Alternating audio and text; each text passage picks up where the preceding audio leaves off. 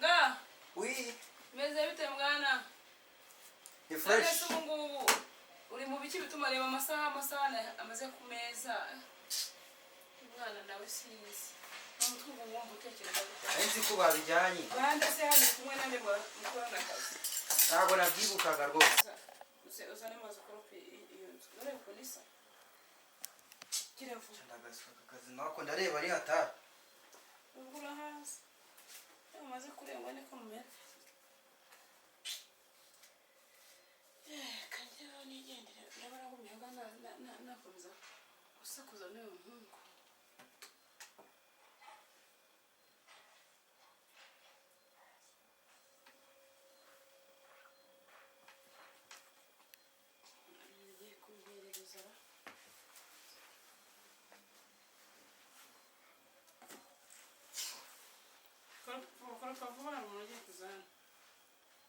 Haje abashyitsi.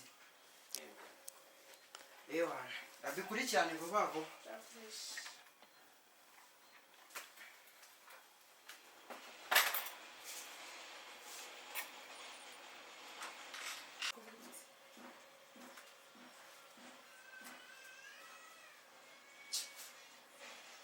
Ubundi sindi basa neza. Bihagije ubwo sinde bakorobye. Ubundi tapina nubwo ijya yandura. Birasa neza pe bihagije. Ariko ufite ubunebwe nta n'ubwo ushaka gukora. Yewe buri kimwe cyose ndabasha kugikurikirana. None se kuje kwicara ubwo kwicara nk'ubwo gukora kagiye kuzabashyitsi. Asubu wakoropa mu gitondo saa 7 nimugoroba ibintu wewe waza bishobora koko. None se kandi kazushinzwe nakara. Oya nese ubu ngubu wakora ibintu kandi ureba bidakenewe ngiye nkora ibintu bikenewe mbona bikenewe cyane nka ibi ngibi byo ntabwo wabikora ntabwo wazabirangiza. Ubu subu wewe waza wabikora koko. Ngaho gukoropa buri munsi ibyombo n'amazi kuri robine menya nta yari. Ese ubu ni wowe uzi bikenewe muri urugo cyangwa ni byo yinzi bikenewe nyirigo.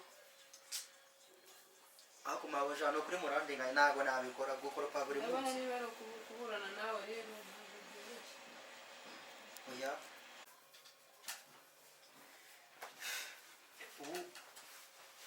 Ubu ngubu ngo nirirwa nkoropa buri munsi. Kane.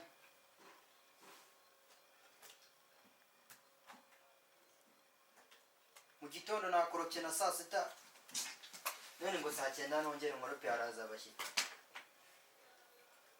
Ntabwo nakwirirwa njye. Ntabwo nabikora. Ntabwo nakwirirwa mu mazi nk'agakire. Ese ubwo urimo uravugana na?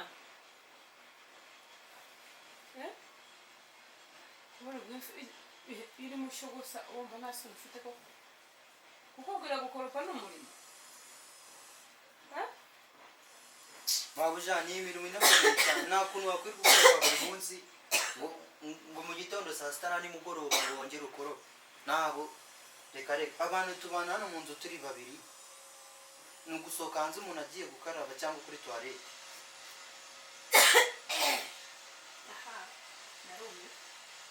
None ngo nirirwe nkuru. Ubundi bunebwe ufite ubuso bwawe wabishobora. Ubunebwe ufite n'ubu. Akazi ni telefone gusa nta kindi. Gucisha itorosho byibuze aho umuntu akandagira ahandi ko hari itapi ikintu kikugoye ni igiki wa muhungu. Ahubwo umwanya wahaye telefone. Genda abona ntabwo bitazavamo. Oya. Ntabwo nakwirwa mbikora kuko ibintu biragoye cyane. Biragoye umwana w'umuntu ntabwo wakoropa mu gitondo nimugoroba saa 6. Ntizi ya telefone yawe hano ndebe nihamagare ntizi. Nta mayinite ufite se? Nta kibazo ntizi. Ako mabuja telefone yanjye ibaza iki? Ndabizi neza ntabwo wayinsubiza. Ntabwo nayigura. None se ndayigira gute? Ndayigira gute kwa kugira ngo nirebe ibyo urimo nawe ureba. Ese urwaye ibiki bituma urimo wishimagura gute? Ibyo si umwanda wo kudakaraba.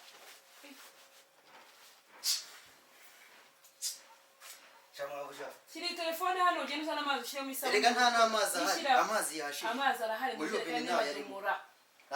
Ntabwo najyayo kuko amazi ntayari iyo mvuye mu kanya. Nari nabuze nayo kwikaraba mu maso. Amazi yo ntayahari. Ako gukoropa nabwo ntabwo nzajya nkoropa mu gitondo mbyutse noza ibyombo nka saa 8 cyangwa saa 7. nzakora iki ko nzabigenze niba 13,000 ufite uruganda rucura amafaranga se ku buryo utangiye kuyagayara ubu si 13,000 waya wazabiguramo ipantaro nziza nk'iy'abandi b'abasirimu ukagira agashati cyangwa agasengeri. Aka kazi kawe ntabwo nakomeza kugakora gutya uri kumvunisha ntabwo byazavamo. urakoropa ntukoropa mabuja ntabwo nkoropa naho twiriwanya hano turi batatu hano nta nubwo higeze hasa nabi. umva nkubwire mu bintu tugiye kubaranye nawe sinkene kuburana nawe uranyumva neza ubu tuvugana none hambere ibyo ugenda oya ariko mawe oya ntabwo nshaka gukina nawe mu mafaranga yanjye oya ntukarakare oya hinduka ugenda basi niba udashoboye gukora ibyo turumvikana nyine gankoropa ariko mabuja uranyongeza basi byibura kuko akazi karagora yo gukoropa buri munsi. inzu y'abantu babiri igihe nawe na sheri ikunanire biragoye reba nawe umva mubwire nta kibazo mfite fata amafaranga yawe ugenda umvira mu rugo rwanjye mabuja hano ndimo n'ukwezi umva nuje kugira atanu ariko mbira mu oya mabuja reka nkorope siko hano ntabwo muhaha murya mudakoze nta kintu na kimwe kivuga nta sabune nta buriri nta mata gute we reka nkorope ariko mabuja amafaranga yanjye nta soni mabuja oya basi uzanengera ndakwinginze siko